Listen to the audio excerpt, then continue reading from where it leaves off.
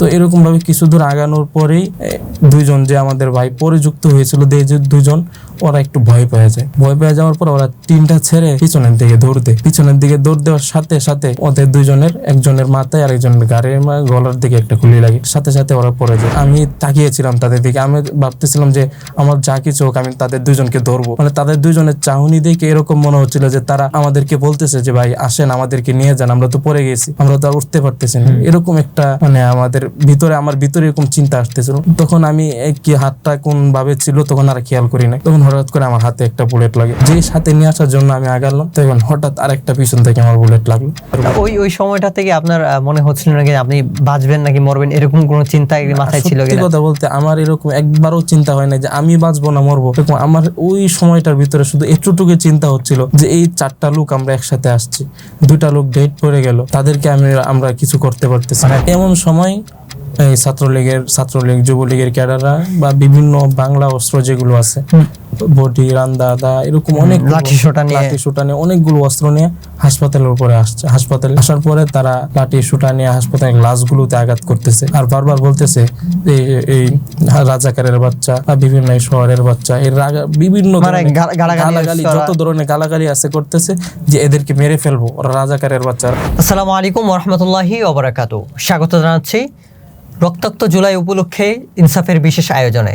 আজকে আমাদের অতিথি আহত মাদ্রাসা শিক্ষার্থী, যিনি জুলাই আন্দোলনে আহত হয়েছিলেন, মুস্তাঈন বিল্লাহ। আজকে আমরা তার সাথে কথা বলবো, তার সেই সময়টার স্মৃতিগুলো নিয়ে, তিনি যে আহত হলেন ওই সব বিষয়গুলো নিয়ে আজকে তার সাথে কথা হবে। আপনি তো 2024-এর যে আন্দোলন হলো জুলাইয়ে, কোটা বিরোধী আন্দোলন, যেটা পরবর্তীতে একটা সময় পরে গিয়ে ফ্যাসিবাদ বিরোধী আন্দোলনে রূপ নেয়, ওই আন্দোলনে আপনি আহত হয়েছিলেন। আপনি মানে কোন পুরো দেশব্যাপী আন্দোলন হয়েছিল, পুরো ঢাকাব্যাপী শুরু দিকে আন্দোলন হয়েছিল। আপনি আসলে ঢাকার কোন স্পটে ছিলেন শুরু থেকে? আমি আসলে ঢাকা, রাজধানী ঢাকা, উত্তরা আজমপুর যেটা স্পট ছিল, সারা বাংলাদেশের মানুষ যে স্পটটা দেখে অনেক উদ্বুদ্ধ হয়েছিল এবং মানে রক্তাক্ত একটা স্পট ছিল শুরু থেকে। উত্তরাতে আমি ছিলাম। আপনি কি আহত ওখানেই হয়েছে? উত্তরাতে ওই জায়গায় আহত হই। কিভাবে ওই ঘটনাটা যদি আমাদেরকে বিস্তারিত বলতেন। আমি থাকতাম মূলত রিয়া বওয়ানের সাথে জামিয়া আরাবিয়া বাইতুস সালাম মাদ্রাসায়। নামাজের সময় 18 জুলাই থেকে যে ব্যাপক গোলাগুলির আওয়াজ চলতেছে রাস্তায়, যেহেতু মেইন রোডের সাথে ছিল। এরপরের দিন শুক্রবার জুমার নামাজের পূর্বেই আমি 10টার দিকে আন্দোলনের জন্য বের হই। তখন কিছু সময় উত্তরাতে আন্দোলন করি, তারপর আবার জুম্মার নামাজের জন্য চলে আসি। জুম্মার নামাজের পরে আবার যখন বের হই তখন ছাত্রলীগের আমাদের উত্তরার যে ছাত্রলীগের কিছু বাহিনী আমাদের মাদ্রাসার সামনে অবস্থান করতেছিল। যখন আমি বের হই তখন আমাকে একটা আঘাত করে পিঠে, তখন আমাকে যেতে দেয়নি। তাদের স্টিলের পাইপ ছিল, ওইটাতে আমাকে ব্যাপকভাবে আঘাত করে তখন আমার ব্যথা হয় পিঠে। তখন আমি আবার মাদ্রাসার ভিতরে চলে আসি। তো চলে আসার পরে আমার কাছে আবার এই জিনিসটা বারবার পেরে দিচ্ছিল যে আমি তো তাদের সাথে কোনো বাকবিতন্ড নেই বা আমি তাদের সাথে কোনো ঝগড়ায় জড়াই না, কেন তারা আমাকে আঘাত করলো? আমি তো তাদের সাথে সাধারণ শিক্ষার্থীরা তাদের আন্দোলন জোরালো হয়, তাদেরকে সহযোগিতা করার জন্য আমি যাচ্ছি, কিন্তু তারা আমাদেরকে কিভাবে আটকে রাখছে আমাদের মাদ্রাসার সামনে। সবসময় তারা এভাবে জোর জবরদস্ত করে আটকে রাখছে। এই বিষয়ে তারা কি আসছিল আপনাদের মাদ্রাসার ছাত্ররা যেন না বের হইতে পারে, এরকম উদ্দেশ্য নিয়ে আসছিল এবং বের হচ্ছিল তাকে আঘাত করছে। এমনকি জুম্মার পূর্বে একজন মুসল্লি, আমাদের মসজিদ যেহেতু কমপ্লেক্সের ভিতরে ছিল, একজন মুসল্লি মসজিদে আসতেছিল ভিতরে, তাকে কি কারণে হঠাৎ করে একজন ধর বলে মার, তখন তাকে নিয়ে একবারে ব্যাপকভাবে প্রায় তাকে মানে রক্তাক্ত করে ফেলছে। শুধু মসজিদে আসতেছিল একজন মুসল্লি। এই কারণে জুমার নামাজের পরে কিছুক্ষণ পর বিশ্রাম করার পরে আবার বললাম যে 3টা-4টার দিকে যে আমি আবার বের হয়ে গেলাম মাদ্রাসা থেকে। তো বের হওয়ার পরে আবার আমাকে আটকানো হলো, জসিমউদ্দিন মোড়ে। আমাকে জিজ্ঞাসা করা হলো কোন জায়গায় যাবো, মানে আমাকে তুই তার করে জিজ্ঞাসা করতে, কোন জায়গায় যাবি এরকম ভাবে জিজ্ঞাসা করতে। যখন আমার সাথে মোবাইল ছিল না তখন, তো আমার পকেটে যা ছিল তা চেক করলো। আসলে আমার পকেটে তেমন কিছু ছিল না, 20-30 টাকা ছিল আর আইডি কার্ডটা ছিল। তখন আমাকে জিজ্ঞাসা করলো কোন জায়গায় যাবি। তখন আমি বললাম যে আমি তো উত্তরা 11 নম্বর সেক্টরে যাব। মানে আমার 11 নম্বর সেক্টর বলার উদ্দেশ্য এটা ছিল যে আমাদের গতকালকে মানে এর আগের দিনের আলোচনায় এরকম ছিল যে আমাদের পরের দিন 19শে জুলাইয়ের আমাদের মানে যে আন্দোলনটা এটা 11 নম্বর সেক্টরে দিয়ে হবে। এজন্য আমার অনুমানে বলছে যে 11 নম্বর সেক্টরে দিয়ে যাব।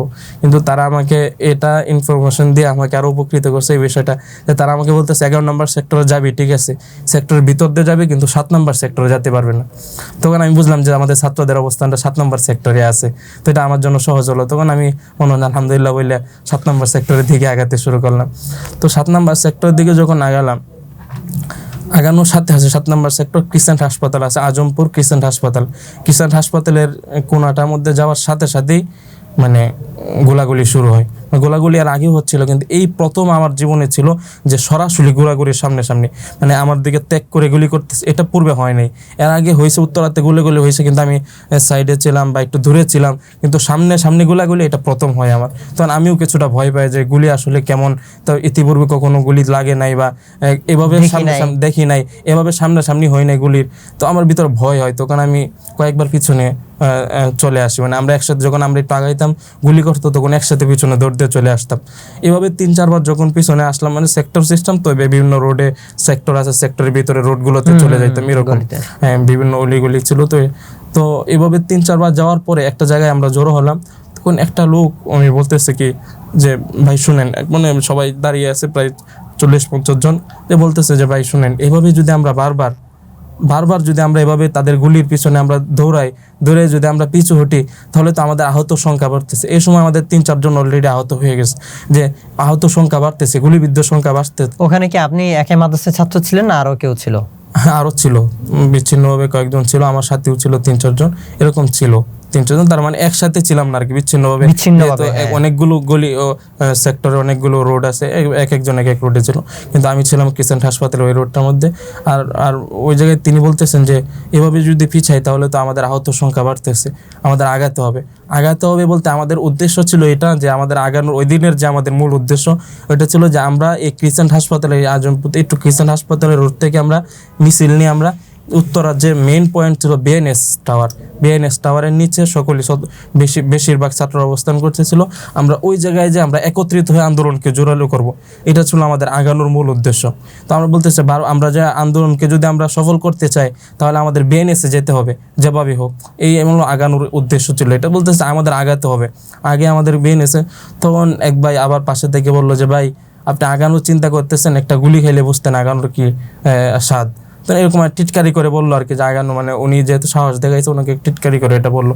তখন উনি কি করলেন, ওনার যে টি শার্ট ছিল, টি শার্টটা উনি তুলে দেখালেন যে ওনার পিঠে প্রায় 25-26টার মতো মানে রাবার বুলেট যেটা ওইটা, হ্যাঁ ওটার আঘাত, মানে পিঠটা মনে হচ্ছে দেখার মনে হচ্ছে যে কেউ কাঁটা চামচ দিয়ে মানে কেউ এরকম ভাবে হার করছে, মানে আজকের এটা মানে এই যে এগুলো ছিল আঘাতগুলো ছিল অন্যদের। বলো সকাল থেকে যে আমার পিঠের অবস্থা দেখেন, আপনি আমাকে শিখাচ্ছেন চিকিৎসা নেন নাই? তখন চিকিৎসা নেন নাই উনি, মানে বলছে জিজ্ঞাসা করুন, বলছে না চিকিৎসা আমি এভাবে হচ্ছে, আমি ওষুধ লেগে এভাবে চলতেছে, আমি আসছি এখানে। তখন আমার ভিতরে একটা সাহস তৈরি হয়ে গেল যে না তাহলে গুলি মনে হয় এরকমই, কারণ আমার ইতিপূর্বে আমি আঘাতপ্রাপ্ত হয়েছি 2021 সালেও আমি আঘাতপ্রাপ্ত হয়েছি, যে আমি যখন মোদি বিরোধী আন্দোলন তখন বাইতুল মোকাররমে আমার পিঠের মাথার ভিতরে 3টা সেলাই লাগছিল, এটা আছে। এরপরে হচ্ছে যে এই যে সকালবেলা আঘাত, তো আমার স্বাভাবিক মনে হলো যে আঘাতটা সম্ভবত এরকমই। তো আমার সাহস হলো যে আমি ওনাকে বললাম যে ভাই চলেন আমি আপনার সাথে যাব। যখন আমি এই কথা বললাম তখন বললো চলেন তাহলে। তখন আরো 2 জন আমাদের সাথে রাজি হয়ে গেল যে চলেন আমরা তাহলে আগাবো। তখন আমরা স্লোগান দিয়ে আগানো শুরু করলাম। স্লোগান দিয়ে আগানোর সাথে সাথেই একটা ছেলে, ফুটপাতের একটা ছেলে তখন একটা ট্রিন নিয়ে আসলো। ট্রিনটা নিয়ে আসে বলতেছে ভাইজান এটা লয়ে যান, এটা নিয়ে যান, না হলে কিন্তু সমস্যা হবে গার্ডের জন্য, হ্যাঁ গার্ডের জন্য, সেফের জন্য বলতেছে ট্রিনটা নিয়ে যান। তখন আমরাও তার কথা ফেলে দেই না, যেহেতু আমরা 4 জন ট্রিনটা নিয়ে আগালাম না, আমরা সেক্টর রোড থেকে বেরোয় সেক্টরে মূল রাস্তা দিয়ে আমরা আজমপুরের দিকে আগানো শুরু করলাম। তো এইভাবে আগানো শুরু করলাম যখন, তখন মোটামুটি আমরা 4 জন যখন স্লোগান দিয়ে এভাবে আগানো শুরু করলাম, তখন আমাদের পিছে আরো 70-80 জন এভাবে স্লোগান দিয়ে আগানো শুরু করলো। তো এইভাবে আগাতে কিছু দূর আগানোর সাথে সাথেই একটু পর ব্যাপকভাবে গোলাগুলি শুরু হয়ে গেলো। ওই জায়গায় যে শুধু পুলিশ গুলি করতেছিল এরকম না, পুলিশ ছিল, যুবলীগের ছিল, ছাত্রলীগের ছিল, মানে ব্যাপকভাবে শুধু অনেক ধরনের লোকেরা এগুলি করতে স্পষ্ট আমি দেখতেছিলাম যে গুলি করতেছে এরকমভাবে প্রায় 10-12 জন একসাথে গুলি, তাদের প্রত্যেকের হাতে বড় বড় রাইফেল দিয়ে গুলি করতেছে। তো এরকমভাবে আমাদের টিনের মধ্যে কয়েকটা গুলি লাগছে। তো টিনের মধ্যে গুলিগুলো লাগার পরে আমরা তো এরকম একটা সাহস নিয়েছিলাম যে টিনে গুলি রাখার পর আমরা একটু নিচু হয়ে আমরা টিনগুলো উপরে ধরে রাখতেছিলাম। তো এরকমভাবে কিছু দূর আগানোর পরেই দুইজন যে আমাদের ভাই পরে যুক্ত হয়েছিল, দুজন ওরা একটু ভয় পেয়ে যায়। ভয় পেয়ে যাওয়ার পর ওরা টিনটা ছেড়ে পিছনের দিকে দৌড় দেয়। পিছনের দিকে দৌড় দেওয়ার সাথে সাথে ওদের দুইজনের, একজনের মাথায় আর একজনের গাড়ির গলার দিকে একটা গুলি লাগে। হ্যাঁ, গুলি লাগার সাথে সাথে ওরা পড়ে যায়। মানে সাথে ডেট নাকি এমনি আহত হয়? না, সাথে সাথে পড়ে যায়। পড়ে যায় এরকম ভাবে তারা আসমানের দিকে তাকিয়ে আছে, মনে হচ্ছে তাদের রুহটা বের হয়ে যাচ্ছে, মানে বাঁচবে না এরকম অবস্থা। পরবর্তী সময় তারা দুইজনে শহীদ হয়েছেন। পরবর্তীতে খবর পেয়েছি তারা দুইজনে শহীদ হয়েছেন। তখন এই দুইজনেই মানে হয়ে যায়। তখন আমি তাকিয়েছিলাম তাদের দিকে, আমি ভাবতেছিলাম যে আমার যা কিছু হোক আমি তাদের দুইজনকে ধরবো। মানে তাদের দুইজনের চাহনি দেখে এরকম মনে হচ্ছিল যে তারা আমাদেরকে বলতেছে যে ভাই আসেন আমাদেরকে নিয়ে যান, আমরা তো পড়ে গেছি, আমরা তো আর উঠতে পারতেছি না। এরকম একটা মানে আমার ভিতরে এরকম চিন্তা আসতেছিল। তখন আমি কি হাতটা কোন ভাবে ছিল তখন আর খেয়াল করি নাই। তখন হঠাৎ করে আমার হাতে একটা বুলেট লাগে। সরাসরি একটা বুলেট লাগে। তো বুলেট লাগার সাথে সাথে আমার হাতে এরকম মনে হয়েছে যে পিছন থেকে কেউ হাত কুবদে ফেলে দিয়েছে। মানে তখন আমার কাছে মানে প্রচন্ড একটা আঘাত লাগলো। আঘাত লাগার সাথে সাথে মনে হলো যে আমার হাতটা নাই। তখন আমার হাত দিয়ে রক্ত পড়তেছে আর আমি হাতের দিকে তেমন খেয়াল নাই। আমার হাতের দিকে রক্ত পড়তেছে, আমি এভাবে ধরে রাখছি। এভাবে আমার এরকম খেয়াল হচ্ছে যে আমি 4-5 বার মনে করি বা হাত মুষ্টি করে আমার কয়েক কোষ আমি রক্ত ফেলে দিচ্ছি। এরকম আমার হাতের তো রক্ত ফেলে দিচ্ছি। আর সাইডের থেকে যে আমাদের কিছু বোনেরা যে তারা ছিল, তারা কিন্তু মানে মূল যে রোডটা ছিল মূল রোডে আসতো না, তারা গলিতে থাকতো। এবং কি তারা বিভিন্ন ওষুধ পাটি যেগুলো আছে এগুলো নিয়ে থাকতো। তখন বোনেরা চিল্লাচ্ছে যে ওনাকে ধরেন। তখন আমি এগুলো শুনতেছিলাম, কিন্তু আমি টিনটা ধরে এক হাতে টিন ধরে বা এক হাতে টিনটা আমার হাতে ছিল না ওই সময়, ওই ব্যক্তির হাতে টিনটা ছিল, আমার হাতে এরকম ছিল। আর আমি বারবার বলতেছিলাম যে ওনাদেরকে নিয়ে যেতে হবে এরকম একটা মানে দুজন পড়ে আছে, ওনাদেরকে নিয়ে যেতে। আমি এটা ভাবতে, ওনারা এইভাবে তাকিয়েছিল, মানে আমাদের দিকে তাকিয়েছিল যে ওনারা ভাবতেছে, ওনারা মানে এরকম বুলেট ছিল যে ওনারা আর কিছু করতে পারতেছিল না, আমাদের দিকে তাকিয়েছিল এরকম ভাবে। কারণ আমাদের এই ধারণা ছিল যে আমি ওনাদেরকে ধরবো, ওনাদেরকে সাথে নিয়ে আসবো। যে সাথে নিয়ে আসার জন্য আমি আগালাম, তখন হঠাৎ আরেকটা পিছন থেকে আমার বুলেট লাগলো। আরেকটা বুলেট ছড়া বুলেট, যেটা ছড়া, যেটা রাবার বুলেট, যেটা রাবার না ছড়া বুলেট, গোল হ্যাঁ গোল। একটা হচ্ছে রাবার আর একটা ছড়া, একটা লোহার বুলেট, লোহার যেটা আছে। তো এটা আমার এখনো পিঠের ভিতরে 19টা আছে। আচ্ছা, এইটা এক রাউন্ডে লাগলো। লাগার সাথে সাথে আর আমি আর নিজের মধ্যে ছিলাম না আর কি। কিন্তু আমার এতটুকু ধারণা ছিল, তারপরও আমি চিন্তা করতেছিলাম ওনাদেরকে নিয়ে যেতে হবে। আমার নিজের হাতটা তো চলে গেছে, হাতে রক্ত পড়তেছে, আমার চিন্তা ছিল যে ওনাদেরকে আমি নিয়ে যাব। কিন্তু তারপর ওইভাবে নিয়ে যেতে পারলাম না। তারপর কিভাবে জানি আমি মানে একটু সেন্সলেসের মতো, ওখানে সেন্সলেস বা মাথা ঘোরানোর অবস্থা হলো। তখন আমাকে একজন ভাই আসে, একটু ঠান্ডা হওয়ার পরে একজন ভাই এসে আমাকে কুলে করে নিয়ে গেল। এই আজকে ছিল গুলি লাগার অবস্থা। তো এটা ছিল কষ্টের মুহূর্ত। তাদের একটা বিশ্বাস ছিল যে আমি তাদেরকে নিয়ে যেতে পারবো।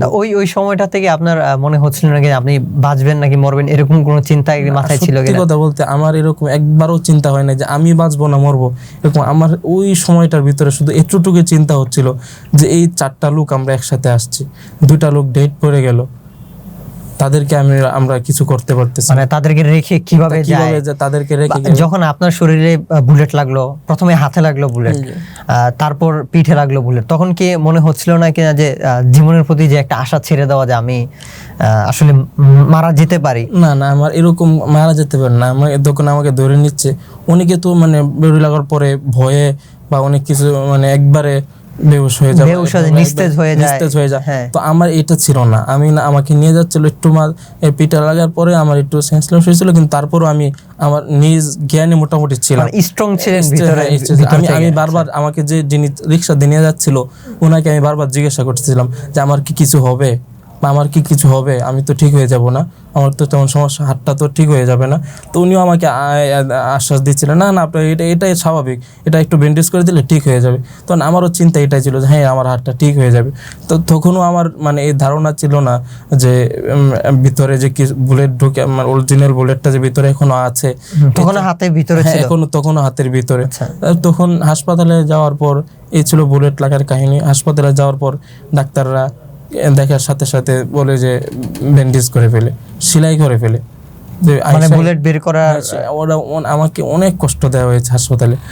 কেমন ভাবে কষ্ট হয়েছে, ডাক্তার নাই, ওয়ার্ড বয় আসে, দুইজন ওয়ার্ড বয় আসছে, একজনের হাতে ব্যথার ইঞ্জেকশন, মানে ব্যথার ইঞ্জেকশনটা দেওয়া হয়েছে, আরেকজনের হাতে হচ্ছে যে আমার এই জায়গাটা অবশ করার জন্য যে সেলাই করবে বা ওই ইঞ্জেকশনটা, কিন্তু ওইটা দেয় নাই।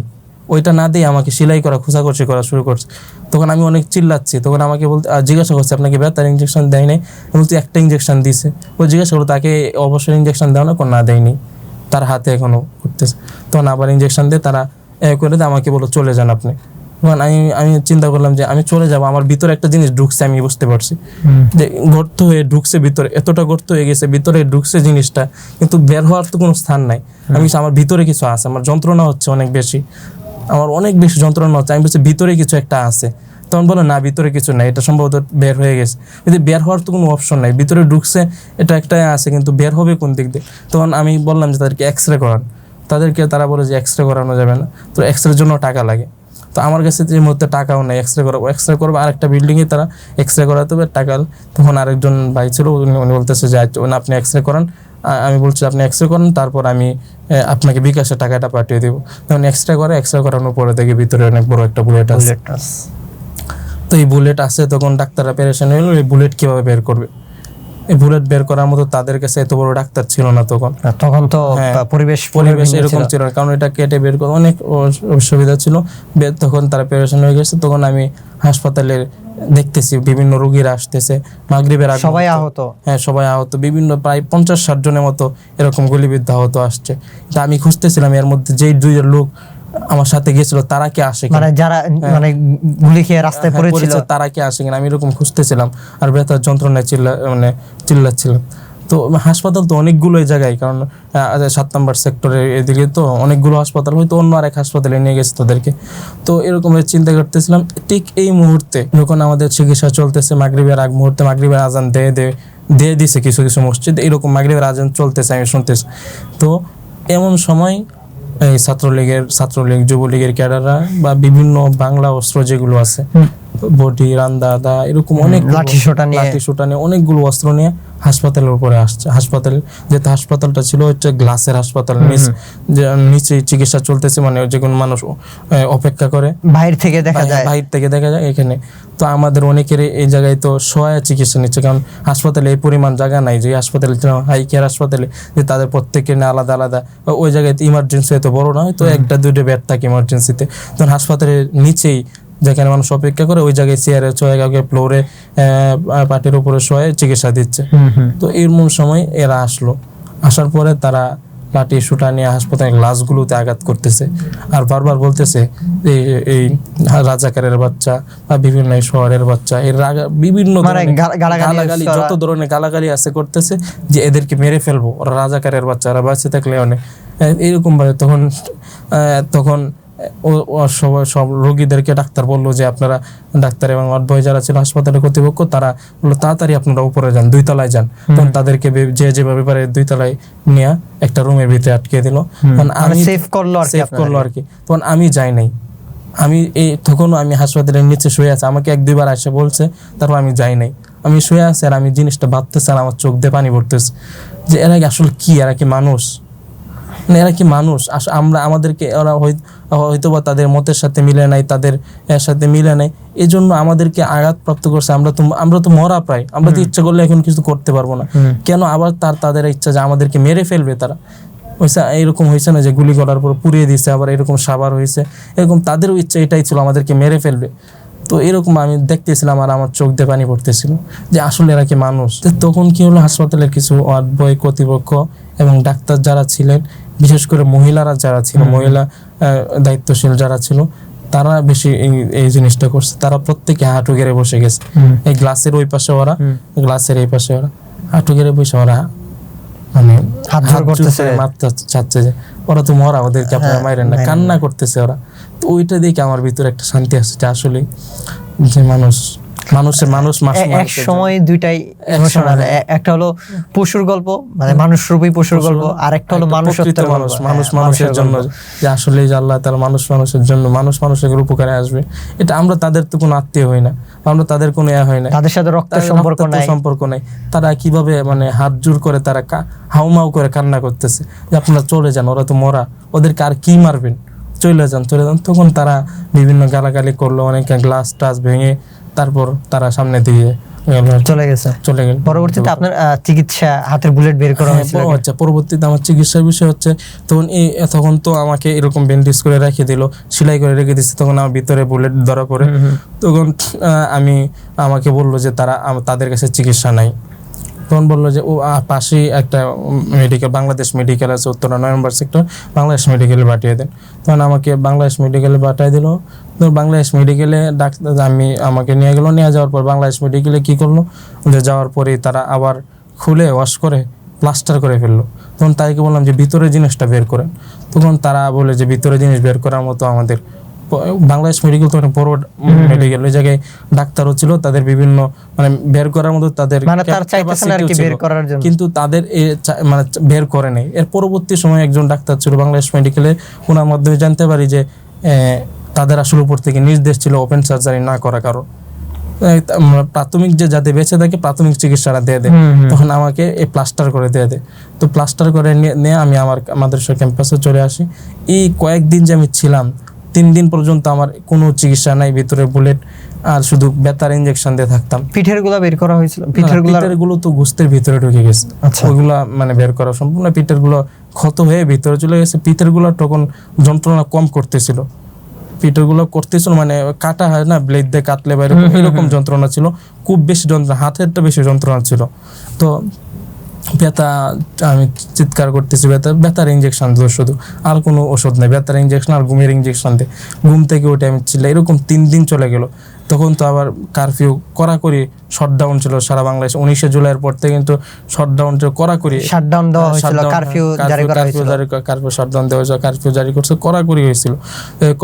এই 3 দিন বা সেনাবাহিনী ছিল। তখন আমি কোনো জায়গায় হাসপাতালে, বিভিন্ন জায়গায় আমাদের শিক্ষকরা তখন অনেক আন্তরিকতা করছে, যেভাবে পারে যোগাযোগ করার চেষ্টা করছে যে একটু কোথায় চিকিৎসা করা যায়, কোথায় বুলেটটা বের করা যায়। কেউ রাজি হয় না, কোনো অ্যাম্বুলেন্স যেতে রাজি নাই। এমন কি বলা হয়েছে যে আমি উত্তরা থেকে আগারগাঁও পর্যন্ত আসবো পঙ্গু হাসপাতালে, এখানে অফার করা হয়েছে তাদেরকে 20,000 টাকা অফার করা হয়েছে যে আপনার 20,000 টাকা দেওয়া হবে, আপনি একটু নিয়ে যান। কিন্তু তারা রাজি না, কেউ রাজি না, কেউ যাবে না।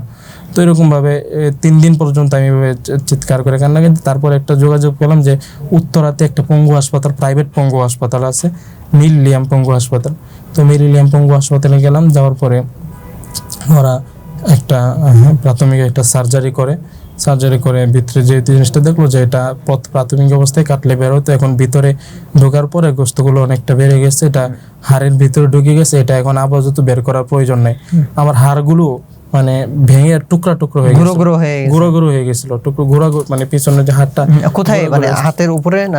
আমার ব্লাডটা এদিক দিয়ে এদিক দিয়ে ঢুকে পিছনে হাড়টা যেটা আছে, পিছনে 2টা হাড়, যে এখান থেকে 2টা হাড় গেছে না, দুটোটা হাড় গুঁড়ো হয়ে গেছে, আর গুঁড়োর মাঝখানে হচ্ছে বুলেটটা আমার। তো বললে এটা আগে হাড়গুলো ঠিক হোক, হাড়ের ট্রিটমেন্ট হোক, হাড় ঠিক হওয়ার পরে এটা বের করা যাবে। তখন তারা প্রাথমিকভাবে একটা সার্জারি করার পর করলো, তখন আমাকে প্লাস্টার করে দিয়ে দিল। তখনও বের করে নাই? না, তখনও বের করে নাই। তখন বাসায় চলে গেলাম, বাসার পাশে যা হাসপাতাল ছিল ওখান থেকে চিকিৎসা নিতাম। কয়েক মাস পরে যখন ঢাকাতে আসলাম, পঙ্গু হাসপাতালে ভর্তি হলাম। ভর্তির পর এখানে আরেকটা সার্জারি হয়। সার্জারি হওয়ার পরে যে নাম কি বুলেটটা পুরোটা বের করতে পারে নাই, বুলেটটা কেটে কিছুটা বের করছে, আরো কিছু অংশ এখনো মানে 2 হাড়ের মাঝখানে এখনো আছে। এটার জন্য ডাক্তাররা বলছে আলাদা একটা বড় ধরনের সার্জারি করবে, করার পরে এটা বের করতে পারে কিনা চেষ্টা। এখান থেকে এই পর্যন্ত পুরো টাকাটা কিন্তু আমার, এই পুরো টাকা এটা বের করছে। এখন কাটবে হচ্ছে এদিক থেকে, সামনের দিক থেকে, এখান থেকে এই পর্যন্ত কাটবে, কেটে দেখবে যে বের করতে পারে কিনা। দর্শক, এতক্ষণ যাবত আমরা শুনছিলাম মুস্তাইম বিল্লাহ ভাইয়ের ওনার সেই রক্তাক্ত জুলাইয়ে ওনার যে আন্দোলনের কথা, ওনার যে লড়াইয়ের কথা, সেই লড়াইয়ের কথাগুলো আমরা এতক্ষণ যাবত শুনছিলাম। এমন অনেক মুস্তাইম বিল্লাহ আছেন যারা পিঠে হাতে বুলেট বয়ে বেড়ান। আল্লাহ তাআলা তাদেরকে পরিপূর্ণ সুস্থ করে দেবেন, আল্লাহ তাআলা তাদেরকে সুস্থ করে দেন, আল্লাহ তাআলা তাদেরকে একটা স্বাভাবিক জীবনে ফেরার তৌফিক দেন। সেই সাথে বাংলাদেশ সরকার, বাংলাদেশ গভর্নমেন্ট এবং আগামীতে যে সরকার আসবে, আগামীতে যারা আসবেন তারাও তাদের প্রতি খেয়াল রাখবেন ইনশাল্লাহ। আজকে এই জায়গা থেকে বিদায় নেব। নতুন কোনো এক পর্বে নতুন কোনো জুলাই যোদ্ধা যারা আহত হয়েছেন, বিশেষ করে যেসব মাদ্রাসার শিক্ষার্থীরা, যে আন্দোলনটা তাদের জন্য ছিল না, যে আন্দোলনটা একটা শ্রেণীর অধিকার আদায়ের আন্দোলন ছিল, সেই আন্দোলনে তারা বিনা স্বার্থে গিয়ে আহত হয়েছেন, শহীদ হয়েছেন, সেসব মাদ্রাসার শিক্ষার্থীদেরকে নিয়ে আমরা আবারও আসবো। যারা আহত হয়েছেন, যারা শহীদ হয়েছেন, তাদেরকে নিয়ে আসা তো পসিবল না। আল্লাহ তাআলা তাদেরকে জান্নাতের সুউচ্চ মাকাম দান করুন। আজকের মতো বিদায় নিচ্ছি। ভালো থাকবেন, সুস্থ থাকবেন। আসসালামু আলাইকুম ওয়া রাহমাতুল্লাহি ওয়া বারাকাতুহু।